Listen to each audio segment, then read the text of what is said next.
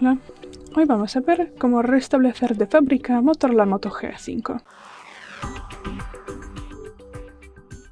Empezamos con la abierta de ajustes y luego de la lista tendremos que bajar y nos interesa de verdad la pestaña Sistema aquí.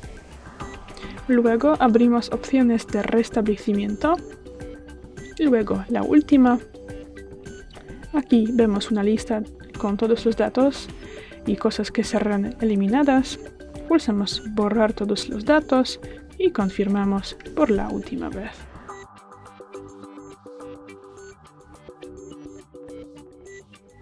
Bueno, y ya es todo. Hemos borrado todos los datos de Motorola Moto G05. Gracias por ver el vídeo, déjanos un like y suscríbenos. Hasta luego.